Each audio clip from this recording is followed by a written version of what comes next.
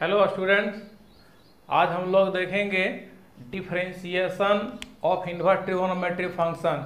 और differentiation of inverse trigonometric function जानने से पहले हम लोग कुछ इन्वर्स ट्रिगोनोमेट्रिक फंक्शन के बारे में जान लेंगे और उसके कुछ फार्मूला जानेंगे। सबसे पहले देखें हम लोग ये differentiation of inverse trigonometric function, ये टॉपिक होगा हम लोग का, ये है ना। ये डिफरेंशिएशन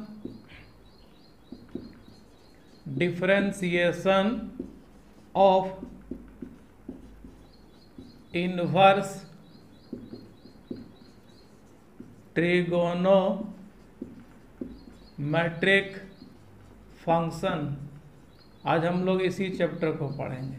ठीक है, ये हम लोग का एक्सरसाइज 11.2 ये यहाँ देखें differentiation of inverse trigonometric function. तो differentiation of inverse trigonometric function जानने से पहले हम लोग जान लेते हैं किसको, ये इनवर्स ट्रिगोनोमेट्रिक फंक्शन को। यहाँ let y is equal to, या फिर मान ले हम लोग यहाँ से लेट पहला लेते हैं, इसमें ये let sine theta is equal to x. Sine theta equal to x, जहाँ x का वैल्यू -1 से बड़ा बराबर और +1 के बीच में होगा। That means for all value of theta the value of sine theta lies between -1 और 1। अब है कि यहाँ से साइन, अगर let sine theta equal to x यार, तो यहाँ x का वैल्यू -1 से +1 के बीच में होगा। अब अगर इसमें निकालना होगा, इससे हमको निकालना है थीटा इक्वल टू, तो थीटा इक्वल टू होगा साइन इनवर्स x। अब हम लोग जानते हैं कि ये थीटा एक एंगल है, थीटा एक एंगल, तो बताइए पूरा का पूरा जो साइन इनवर्स x होगा वो भी तो एक एंगल होगा। अब रह गया x यहाँ एक न्यूमेरिकल वैल्यू है। कौन सा ये न्यूमेरिकल वैल्यू, लेकिन ये जो न्यूमेरिकल वैल्यू है ना, वो न्यूमेरिकल वैल्यू -1 से +1 के बीच में लाई करेगा।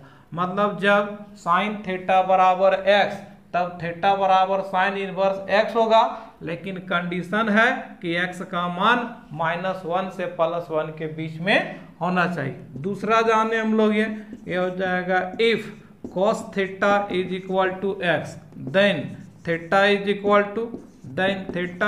To cos inverse x। तीसरा इसी तरह if a tan theta is equal to tan theta equal to x, जहाँ थीटा का एक्स का जो वैल्यू है -∞ और +∞ के बीच में होगा, तो यहाँ theta is equal to then theta is equal to कितना है 10 इनवर्स एक्स। ठीक है, तो इस तरह हम लोग देखें साइन इनवर्स का, कॉस इनवर्स का और किसका, ये टेन इनवर्स का। उसी तरह हो जाएगा हम लोग का किसका, यहाँ कॉट इनवर्स का, सेक इनवर्स का और किसका, कोसेक इनवर्स का। अब है इससे हम लोग देखें यहाँ से, है ना, अगला है टेन इनवर्स, साइन इनवर्स और कॉट इनवर्स इधर हम लोग छोड़ें। अब आते हैं इसका प्रिंसिपल वैल्यू। ठीक है, अब आते हैं कौन सा, ये यहाँ प्रिंसिपल वैल्यू। ठीक है, ये प्रिंसिपल वैल्यू। प्रिंसिपल वैल्यू का हम लोग डिफिनेशन जाना है कि the smallest angle of inverse trigonometric function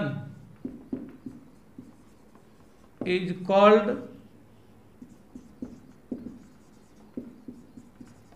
principal value. ठीक है, the smallest angle inverse trigonometric function का जो सबसे छोटा वैल्यू होगा, जो सबसे छोटा एंगल होगा, उसी एंगल को हम लोग कहेंगे उस इनवर्स ट्रिगोनोमेट्रिक फंक्शन का प्रिंसिपल वैल्यू। ठीक है, अब इसका एग्जांपल लें, लेट साइन इनवर्स 1/2। एक एग्जांपल समझा रहे हैं इसमें से, साइन इनवर्स 1/2, यानी साइन इनवर्स 1/2 का प्रिंसिपल वैल्यू कितना होगा। तो देखिए हम लोग माने sine inverse x is equal to, मान लेते हैं इसको थीटा लें, तो बताइए इसमें से sine theta is equal to 1/2 होगा। जब साइन थीटा इक्वल टू 1/2 होगा तो इसको हम लोग इसका एंगल निकालते हैं। तो देखिएगा इसमें से कि sine theta is equal to, हम लोग जानते हैं साइन 30 का मान 1/2 होगा, तो कितना लिखें साइन 30, या फिर इसको ऐसे भी लिख सकते हैं साइन 180 और माइनस में करते 30 डिग्री, मतलब सेकेंड क्वाड्रेंट में भी साइन क्या होगा प्लस में रहेगा। तो sine 180 minus theta equal to sine theta होता है। तो अब ये रह गया इसमें ये कि sine theta is equal to sine 30 degree, या फिर हम लोग साइन 180 माइनस 30 डिग्री, और ऐसा भी लिख सकते हैं हम लोग ये, है ना, यहाँ आकर के ये हो जाएगा साइन 360 और प्लस 30 डिग्री, इस तरह और आते चला जाएगा। तो अब देखें हम लोग अगर इसमें एक ही मान साइन थीटा इक्वल टू 1/2 के लिए जो थीटा का मान है बहुत सारा निकलने लगा है, 31 डिग्री हो रहा है, यहाँ 150 डिग्री हो रहा है, यहाँ 390 डिग्री हो रहा है। अब हम लोग इसको देखें क्वाड्रेंट के हिसाब से, ठीक है। तो देखिए इसको हम डालेंगे the smallest angle of inverse trigonometry function is called principal value, जहां साइन इनवर्स 1/2 का हम लोग एग्जांपल देख रहे हैं। अब एक इसमें देखें इसका क्वाड्रेंट है, तो देखिएगा ये y एक्सिस, ये इधर ले हम लोग कौन सा x एक्सिस, यहाँ ओरिजिन यहाँ तो होगा 0 डिग्री, यहाँ रहेगा हम लोग 90 डिग्री, ये 180 डिग्री और इधर 270 डिग्री। फिर घूम के आएंगे एक चक्कर तो कितना 360 डिग्री, मतलब यहाँ से गए तो 90 डिग्री, ये 180 डिग्री, 270 डिग्री, घूम के आ गए तो हम लोग कितना ही 360 डिग्री। अब हम थीटा का मान लेते हैं कितना 30 डिग्री, तो देखिए 30 डिग्री का ये एंगल और एक 150 डिग्री, तो 150 डिग्री का ये एंगल।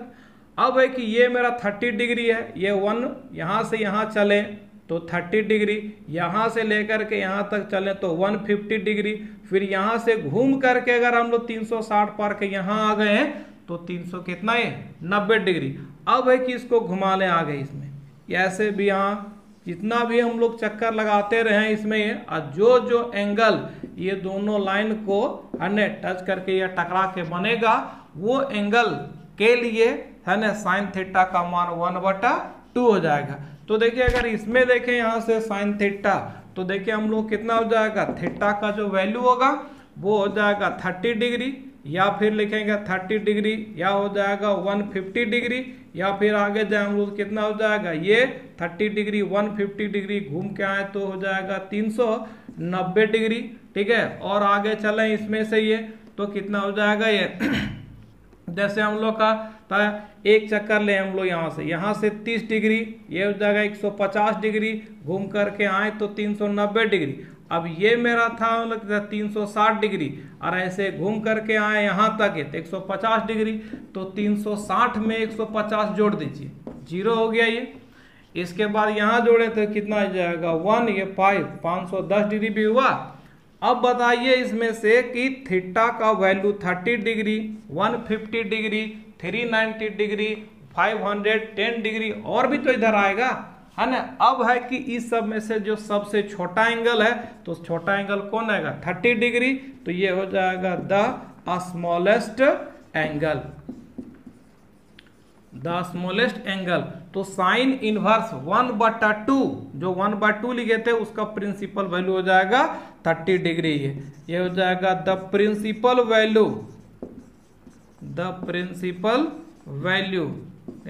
ऑफ साइन इनवर्स 1/2 और इज इक्वल टू कितना है 30 डिग्री। इसी को लिखे रेडियन में तो पाई बाय कितना हो जाएगा 6 रेडियन, समझे। तो ये साइन इनवर्स 1/2 का एग्जांपल लेके देखेंगे प्रिंसिपल वैल्यू, तो प्रिंसिपल वैल्यू साइन इनवर्स 1/2 का हो गया π/6, ठीक है। अब हम लोग जाने इसका ये प्रिंसिपल वैल्यू टेबल, जैसे यहाँ साइन इनवर्स का है, कॉस इनवर्स का है, टेन इनवर्स का होगा, कॉट इनवर्स का हो जाएगा, सेक और कॉसेक इनवर्स का, ठीक है। तो अब देखते हैं हम लोग प्रिंसिपल वैल्यू टेबल है।